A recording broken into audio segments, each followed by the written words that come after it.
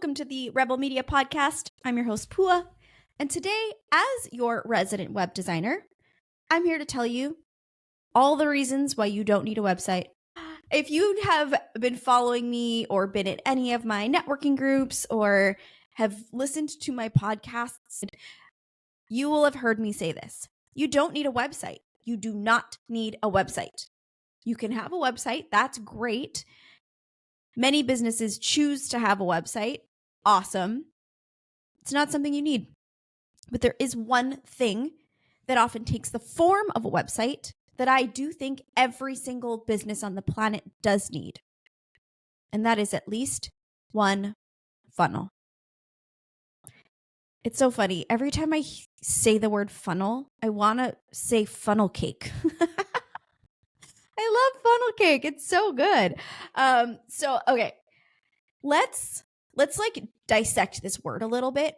And I've talked about this in probably 10 episodes before this. So shouldn't be necessarily new information, although you'll probably hear something that you didn't hear before because that's just how life works.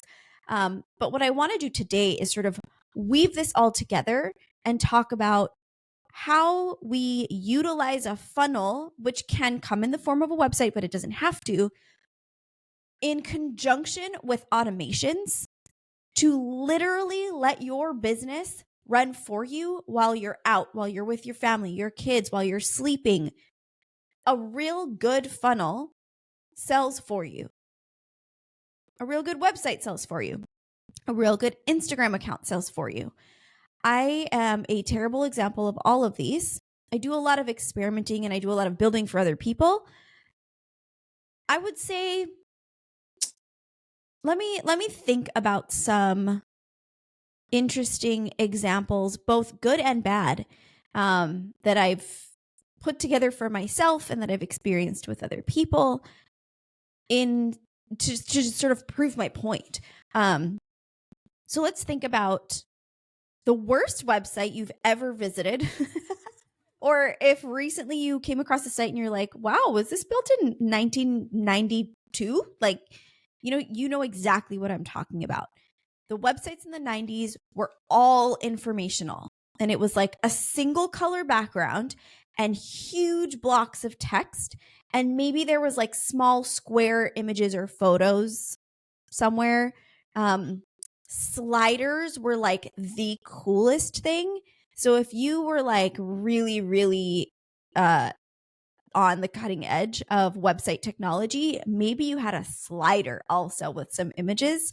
And normally those images are really small, really pixelated, because if you weren't using film, like digital photography just wasn't that good back then. So I'm thinking of a couple of businesses that right off the top of my head, very successful, very well known, booming, and they have one of those 1992 websites. So having a beautiful, functional, animated website is really great. Yes, it can help. Yes, it can create a great impression depending on what you do, what your industry is. This can be more or less important. But the main reason why we have any sort of digital presence at all is for people to gather the information that they need to make a purchase decision. And we hope that that's with us, right? So let's say you're in the cosmetic industry. This is a super competitive, cutthroat industry where if everything that you have and everything that you do, from the product to your marketing, to your advertising campaigns, to your digital presence, which is your website and your social media, if that is not on par with your competitors, you are likely to struggle. If you're an online business where you don't have a storefront and you don't have another way for people to find you, to experience your business, to experience your products or your services, it's probably a better idea for you to focus on your digital spaces than just let your 1992 website sit out there. Or, right, to like DIY your website and say like, okay, the information's up, it's good enough, people will find me. I think curating a space is important if that space is the main place where people go to find you. The places that can get away with the 1992 website, I'm not just going to keep calling it that. That's funny. Are more so the kind of brick and mortar traditional businesses. I know a lot of like, construction companies, contractors, electricians, plumbers, landscapers. They've got a very weak online presence, but their physical presence, their physical storefront, like if you're going to like a plant farm or a nursery, or you're going to your mortgage lender's office, right? Their physical spaces are very curated. And so it's not as big of a deal if you're really just going to their website to get their contact information, phone number, email address, physical address. And leveling up your website is a great evolutionary step in the business. But again, it's not necessarily a make or break for them. So when I say you don't need a website, you need a funnel, your website could be your funnel, but it could not. I know a lot of businesses who operate completely on Instagram. I don't really like super duper recommend that. I do think finding a way to collect email addresses is a really important step, because you own that list and you do not own the list of your followers on social media. If those platforms go down, your whole list is gone. Now, some people, like, it's working so well for them that they're like, I'm willing to take the risk, right? I know of a couple clothing companies. A girl has a website now just for orders, but it's a one pager. There's like one section on it, and she usually has one or two items on it at a time. She's a very like boutique business. She hand sews all of her pieces, and she sells a lot of things through her DMs. It's just, the way that she does business, and she's very successful. So that's her funnel, right? Her images and her posts, her stories, her reels, her photography of her clothing pieces that she posts on Instagram are beautiful. She's great models. She really spends the time to make that part of her funnel really, really captivating. And then her call to action is send me a DM if you want a custom order, if you want to purchase this item. And then I guess she invoices however she invoices and moves on with her life, So yes, I think that there are many ways to do this. And at this, point in the game, let's say you're like, okay, Pua, I get it. I need to have an email list, but I don't need a website.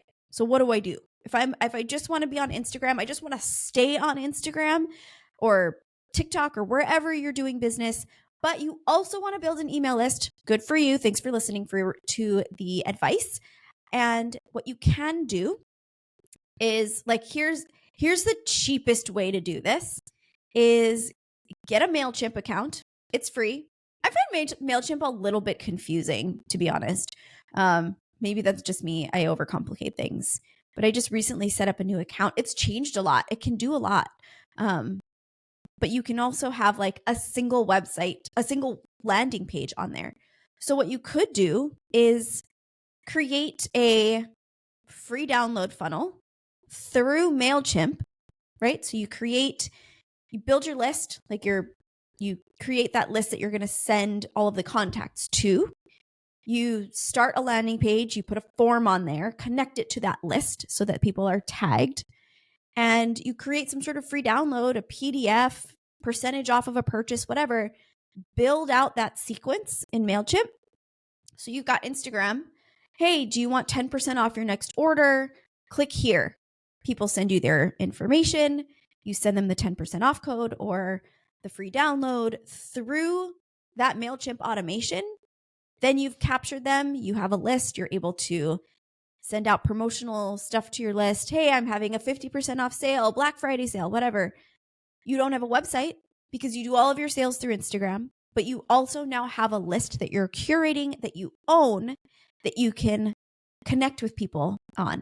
And even if you don't, even if it just kind of sits there and you don't send newsletters, you don't send anything there, and you continue to focus on Instagram, if Instagram goes down, your business can still succeed through email marketing. Okay? I always want you to think about that. Yes, it's great to have hundreds of thousands of followers. That's super awesome, especially if you're able to convert them into paid clients. Again, you don't own your followers. I'm sure they'll find you. Like your tribe of 100 out of a million will find you wherever you go, but the others will fall off the map. They'll forget about you. So it's really, really important to keep that email list growing and building. So that's one way, right? Another funnel that people are using a lot now is text messaging. I see my text messages as this sort of sacred space. So I actually really don't like that one personally. However, a lot of people are finding a lot of success through text messages because that's something that people are always checking. They're always on their phone. Not everybody has Facebook, not everybody has Instagram. At this point, most people's email inboxes are a mess and they're not seeing any promotional emails, or they're like, maybe they'll see it if they happen to open their email. This is me. If I open my email and I look at my promotions folder and you happen to be somewhere at the top, maybe I'll see it. But then I let like a couple hundred build up over the course of a week, and then I'll just mass delete. And it's not that I don't want to see what you have to send me. I'm just overwhelmed by email. So I think that's a lot of people nowadays. So I think text messages are a way for businesses to kind of like infiltrate a part of your life that still has some sort of like urgency to check and to clear messages. I do find that intrusive, but I'm weird about text messages. Like I've never liked giving my cell phone number out to clients. They've asked, they want to text me. They want to like, communicate. They want to they want to call me. The challenge is, and this is a little sidetrack, but I'm in Hawaii. So most of my clients are in the mainland US, and a lot of them are on the East Coast. So when I was giving my phone number out as a means for communication, I was waking up to text messages and phone calls at 3 a.m. Even if the call doesn't wake me up, I do not want to look at my phone. And the first thing I'm seeing is like, oh my God, this client needs me. I love my clients. I also really value work-life balance. And so if I can sort of silo and segment my communication channels, I'm able to show up better than showing up sort of by default, like, oh my God, I'm so sorry I missed this, blah, blah, blah, blah. Like, hi, I'm logging into work right now. It's 8 a.m. I know that's 2 p.m. for you in New York. However, you've chosen to work with me, and this is we've agreed upon this schedule. So communication is key. Anyway, I digress. So thinking about your business, where are your people? How are you driving people to your business? Now, let's be honest. Most people are going to create their funnels through a website. And what I'd love to talk about today is thinking about our website as a digital product in and of itself, rather than a platform that is a means to an end. If we're going to be building out a digital space, wherever you're building it, we want it to be memorable, engaging, impressive, clean, easy to understand, easy to navigate. People should know exactly what's expected of them the moment they get to the platform. And what I mean by that is, as a consumer, I'm visiting a space. So I'm going to call it a website now. We are shifting the conversation. Should you decide that your funnel is also a website? Yes, let's go ahead and talk about that. So if I'm landing on your website as a consumer, I'm there out of selfish reasons. I want information. I want to gather data to make a decision. This is about me as a consumer. It's not about you as a business. So everything that we do on our website needs to be focused on the consumer experience, customer journey, user experience, whatever language you use to talk about that must be top of mind. Okay, so we're not there to say like, oh my gosh, look at this website automation. I am just loving that. And like, that's the whole reason why I'm there. I acknowledge it. I give you praise and then I leave. That's not what we're doing. The automation needs to be a part of the experience, perhaps. but it needs to guide your customer to their decision. Their decision could be to just leave their name and email and get your free download, or whatever it is that you're offering in exchange for joining your email list, and then they leave. That's a decision. And if that feels like a good endpoint for you and you're able to nurture that lead after they leave, cool, perfect. That's a funnel. And that could be a funnel within a bigger funnel, right? So the funnel should always start with the end goal. I had a client ask me the other day, so we're done with the website. We're starting to build out our product, and what funnels do we need? And I was like, I love this question because it's helping us to get clarity around what our goals are for people visiting the website. What do you want people to do when they get here? So it's not always about what funnels do I need. It's about what action do we want people to take. And if that requires them to go through some sort of funnel-esque experience, then yeah, let's build that out. So one of the goals is to build the list. Great. So one of the funnels needs to be either a landing page or a form on the website, either a homepage, a pop-up, a dedicated page. And that form needs to collect their name and email and whatever else you want to collect from them. I do not recommend much more than that. Maybe a phone number. Leading them to some sort of free download that comes to them in their email, to ideally a thank you page. I love it when my clients put their videos on their thank you page. It's just such a personal, nice touch. Hey, thanks so much for visiting. I hope you enjoy your free download. Here are 3 reasons why that download has changed people's lives, or best practices on how to use it. Please also click below and join our Facebook group or subscribe to us on YouTube. It's the best way to stay in contact, blah, blah, blah, right? Leave a personal message, encourage them to take another action to stay in your ecosystem, right? Simple as that, okay? So now you have their name and email address. The email part of that funnel is designed to bring them back into the fold, right? We've talked about this before. 3-step hero funnel. What is that?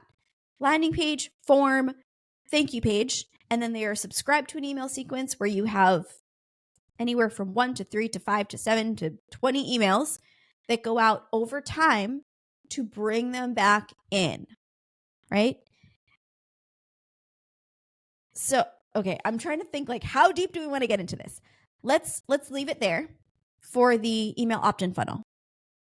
Now, if we want them to take a purchase, we have to identify actions that they'll take that will give us clues that purchasing your product or service is something that they want to do, right? So maybe if we can anticipate the action they're going to take on your website that will show you that they are inching towards a purchase, then we can continue to flesh out the funnel in a way that guides them gently but quickly to the checkout page.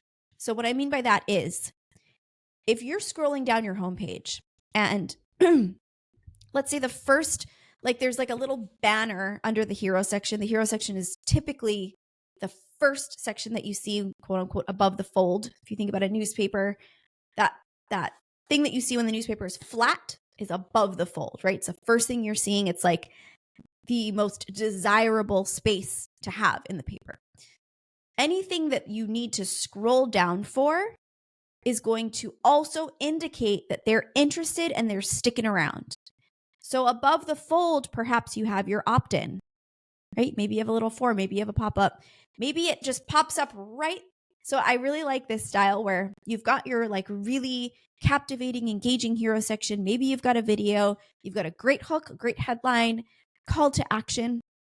And then just as they start scrolling, or maybe before the scroll, you see a little box animate up. It slides up and they're like, what is that? And you scroll down a little bit and it's the email opt-in box. I think that's kind of a cool, fun, little engaging animated way to draw your eye, right? That's what an animation is supposed to do. It's supposed to provide an engaging experience that draws your eye to specific places. So it drives me crazy when people get animation trigger happy. It's like everything's moving, then your eye is going nowhere. And you're like, this is really crazy. So be very intentional and selective with your animations. Anyways, so if they continue to scroll, this means that something has caught their attention enough for them to stay. With people's like 0.2 second attention span these days, if they're staying, that's a great sign. Let's capitalize on that. So they're scrolling down. You can give them like 3 benefits of your services. You know how you see that like 3 column with like an icon or an image and like a little sentence that summarizes benefits or features of what they're looking at. Learn more buttons, huge clue. If somebody's like, and they click learn more, give them more, right? They are clearly interested. So what we want to do is build in opportunities for people to give you clues to move into the next phase of the experience, right? So let's say we're giving them a little bit of a taste of this particular service that you offer, and there's a learn more button and they click it. It takes them to a page, and this is like your salesperson, okay? So if you are selling a coaching package, you have a little bit about that on your homepage. They've scrolled down, they've clicked learn more, and they are now on your coaching landing page. This is what I do. This is the transformation that you will achieve if you put in the work when you work with me. This page must sell for you.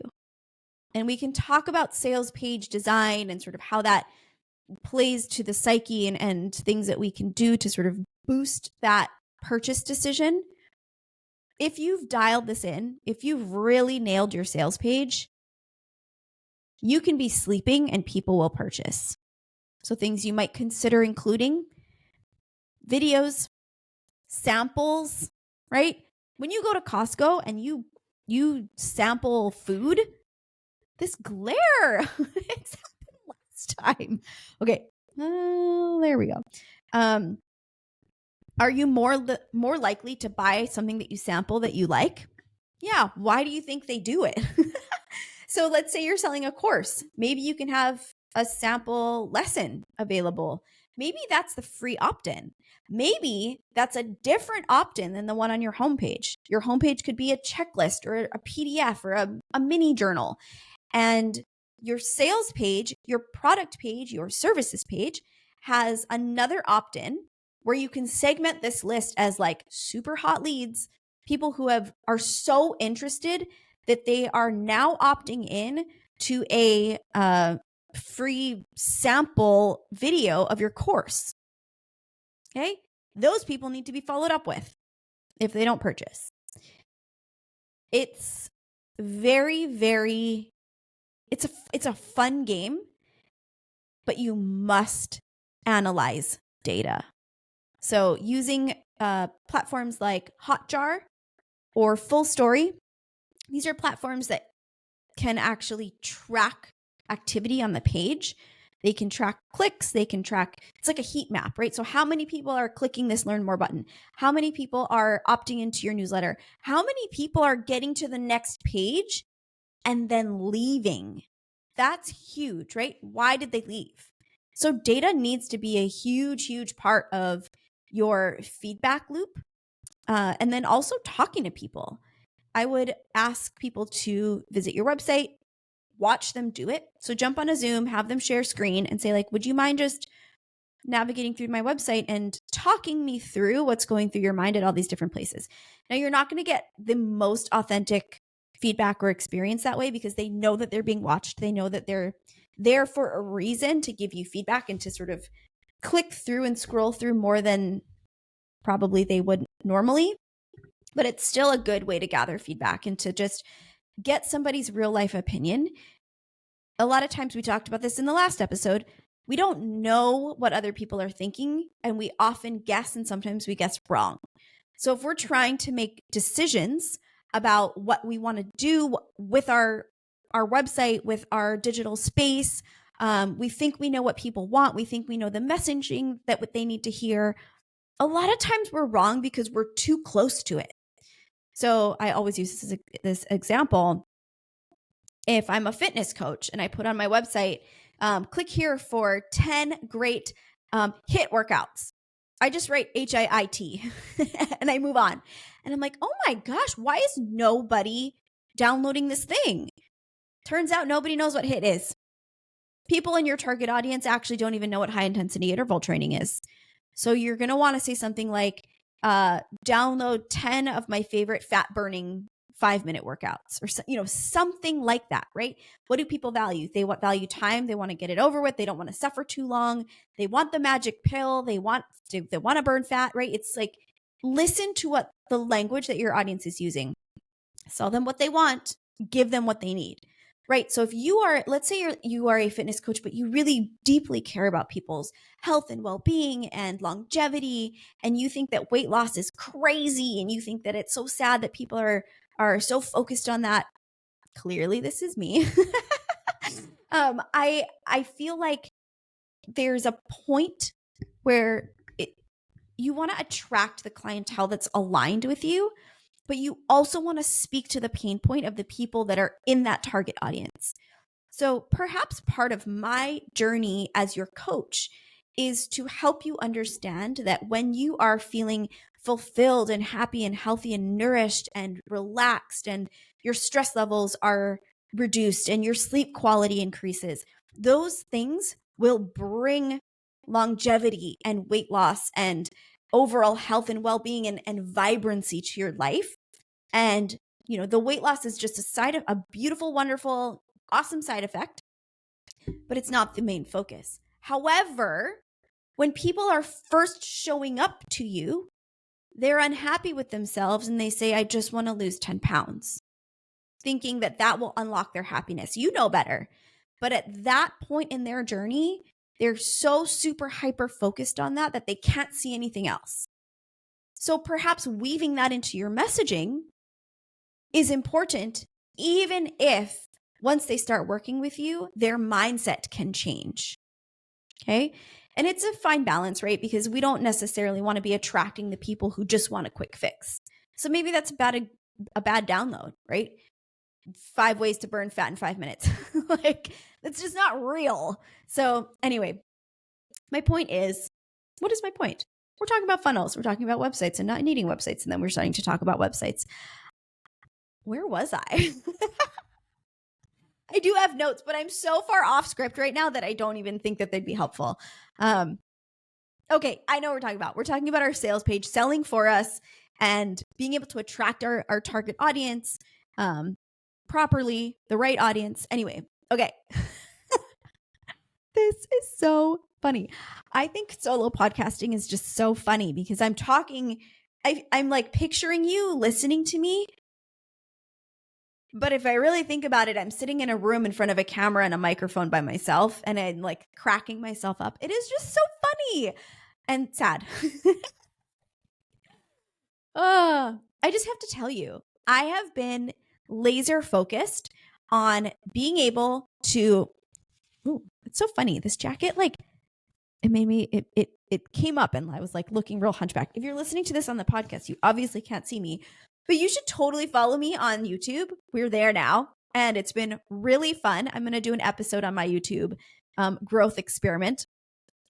But oh my God. Oh, so I am going to be setting up a system where I can go into other people's businesses or have people come into the studio and do live podcasts with other people that's not over the computer, like virtually or remotely or whatever.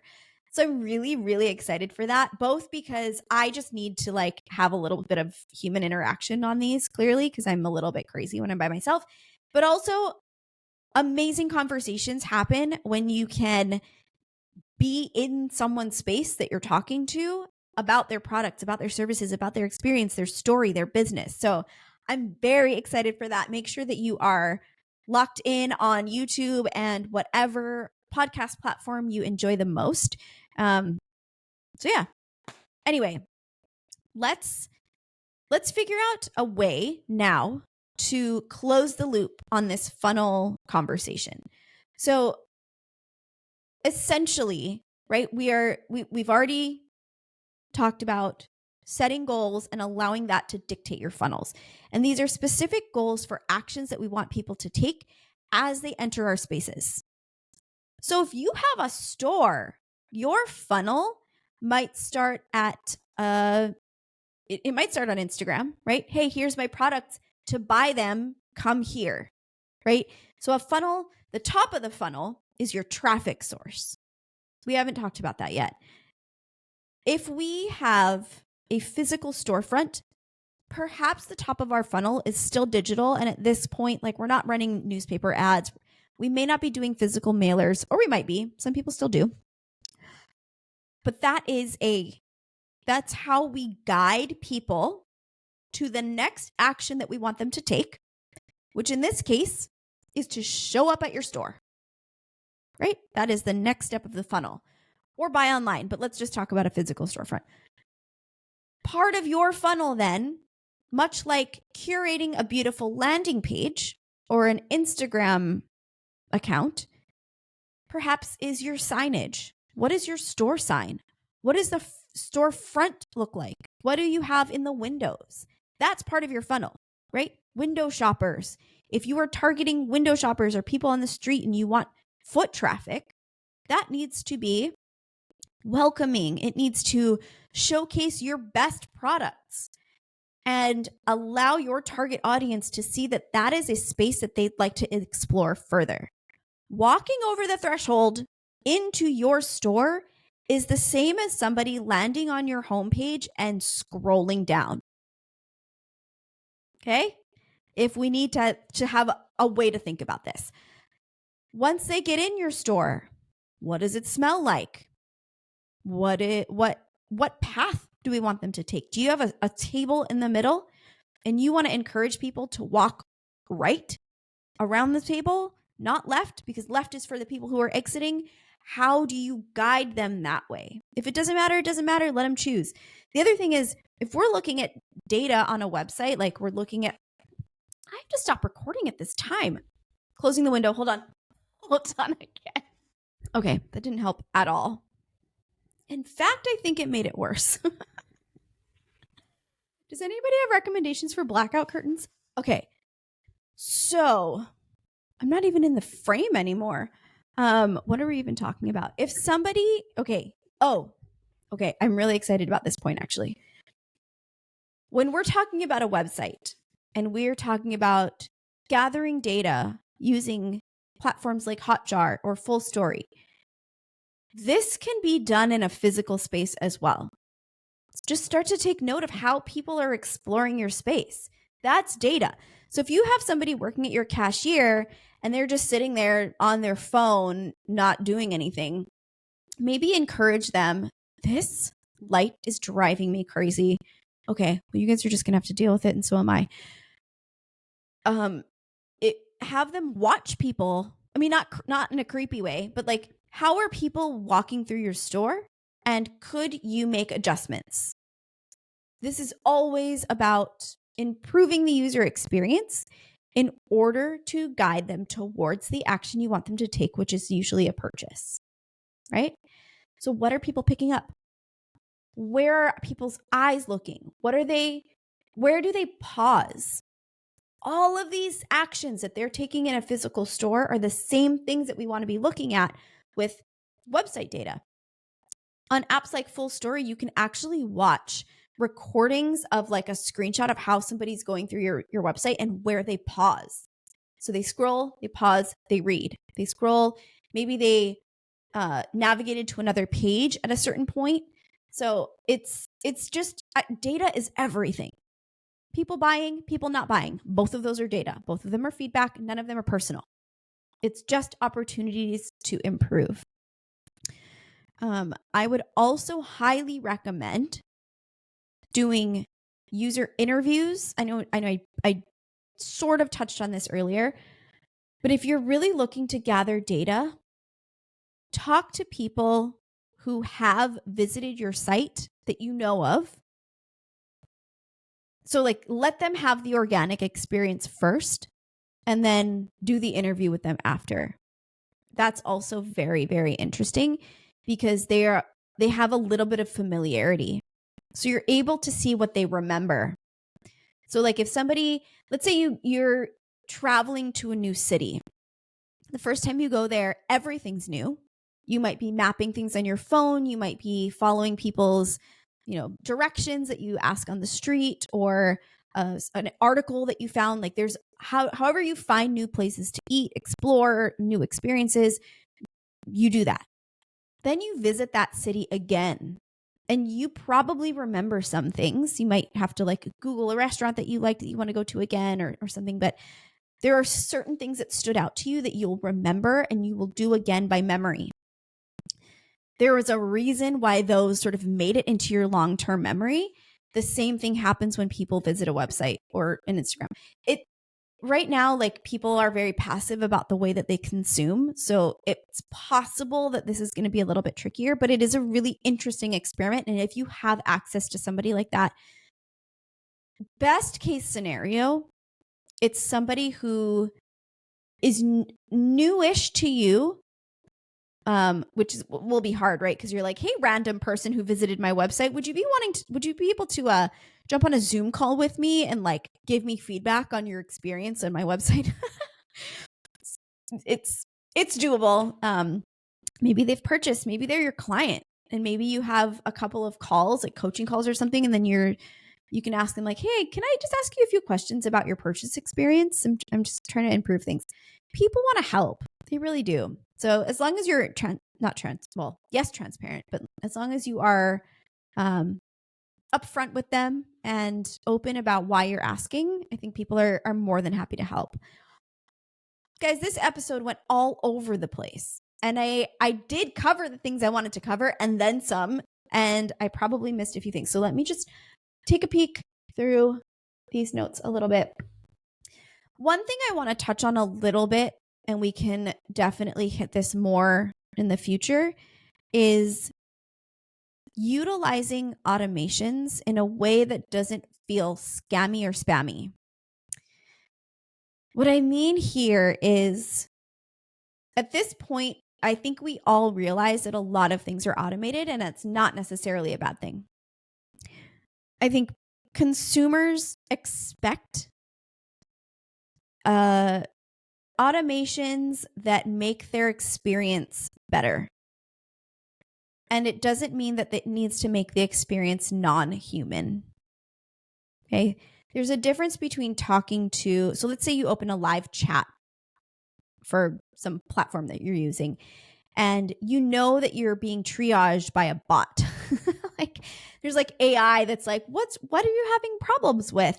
Here are 3 articles that we think would be helpful. Was this helpful? Yes or no? And then you're like, speak to an agent. So that's like a very human versus non-human experience. And that, I think we know how to navigate that at this point. When we're thinking about things like email sequences that are nurturing your audience, what I want to sort of, there are best practices and tips for humanizing the experience. But what I don't want you to do is make it seem like you're sending it yourself individually. Like that to me is deception.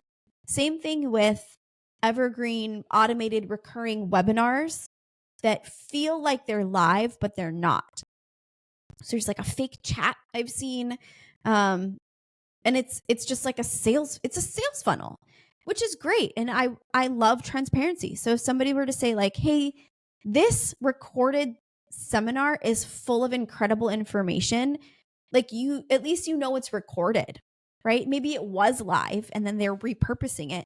But I just don't like when like the platform is designed to trick you into thinking that it's live and it's not. Same thing with the emails. You could do, hey, first name, and automate that. I think that's nice. I think it personalizes it. And I still think people understand that that's not an actual person writing you an email. But what I do recommend is crafting the email in a way that feels genuine and authentic and service oriented, right? So it's very apparent now when emails are meant to sell something to us, versus support us and serve us and be helpful. And I just always think that the automated messages meant to nurture an audience should come from a place of service, even if that service is selling them something, right? So let's say you sell supplements and you have an automated email sequence that goes out when somebody opts into your emails or in your newsletter list. And we want to be helpful. We want to be supportive. And so the first email that they get shouldn't be a list of things that they should buy. Maybe there can be a recommendation after we've provided a little bit of information, a little bit of education, and a little bit of how ingesting your supplements will help me to achieve the results I want, to help me help my quality of life, right? So we really want to balance that, because I think when people feel like they're being sold to, it's a huge, huge turnoff. So automations, funnels, websites, non-websites, social media. What else did I ramble about today? The point is, and I hope that you understand this, I hope that this is driven home enough for you to make decisions around what we may or may not want to include in our digital space. And my whole point, which I should have said at the very beginning, is if we look at our business and our digital space as a series of funnels that helps our client to achieve whatever goal that is that we want them to do, right? Then it's my hope that this will alleviate the pressure that you feel to have all the platforms and do all the things and have all the Instagram and TikTok and X and Facebook and website and email thing and blah, blah, blah. Like, all of it is important. And at some point, you may have it all. But especially if you're starting out, or even if you're just feeling really overwhelmed and you just want to streamline, find where your clients are hanging out most within your circles, right? So people would always say this, like, oh, if your clients are hanging out on Facebook, then make a Facebook group. I'm like, how do I know where people are hanging out? At this point, it's a mix between what is your target demographics habits like, and where do you want to be, and find that crossover. So I don't want to do a Facebook group. I do not ever want to manage a Facebook group. And so personally, even if my people may also have Facebook, that's not somewhere I would enjoy to be. So I'm going to eliminate that from my list of options. I don't mind Instagram. I don't mind YouTube. I obviously don't mind websites. So those are going to be the three things that my energy and my attention is going to be focused on, and podcasting, obviously, to nurture my list and to bring my ideal clients into the fold. So figure out where you want to hang out. Where is the crossover between that and your target audience? And start there and let that be the top of your funnel. And as you build out the experience through your website, through your store, through your social media channels, through your content, right? Your blogs, maybe you have a YouTube, maybe you're doing videos, whatever. Allow your inspiration for that content to come from the experience that you want your clients to have. Yay! Okay, I'm done talking your ear off today. Thank you so much for being here. Connect with me on Instagram, rbl.media. We are now also on YouTube. I'm super stoked. I'm going to do a whole episode and perhaps series on my YouTube growth experiment that I'm doing right now. So I'm just basically tracking my growth from 0 to 1,000 subscribers. And I'm talking to different people, getting really cool advice and feedback. And in 2024, apparently YouTube is a little bit different than it was in the last 15 years. So I'm learning a lot about that. And if being on YouTube is something that you've been saying, like, oh, I'm going to have a YouTube channel, I want to have a YouTube channel, I would say, as somebody who just opened hers a week ago, maybe more at the time that you're listening to this, just start it. Just post some cringy videos and see what happens. I think, that's part of having a YouTube channel, is understanding what it will take to keep it running. And I'll do a whole episode on this soon, because I think it would be interesting to document different points in the journey. And I'm very new right now. So I would love to document that and just kind of see what happens as I continue to grow on the platform, as I continue to create content for the platform, which will largely be podcast content that's repurposed for now. But I do have some ideas and dreams and goals for how I might be able to create really cool video content in the near future. So stay tuned for that. And if you have any questions, please reach out. I love reviews. I've just been reminded by somebody that she wrote me a review. I wasn't great about checking them, and I don't get notified. So it was such a beautiful surprise. She reached out to me on Instagram, and she's actually going to join me as a guest in a couple weeks. So I'm really pumped for that. But please, if you do write a review, I would be so grateful. It does help me to grow. And then shoot me a DM on Instagram if you do, so that I know that it's there. But thank you so much again for being here, and I'll see you soon.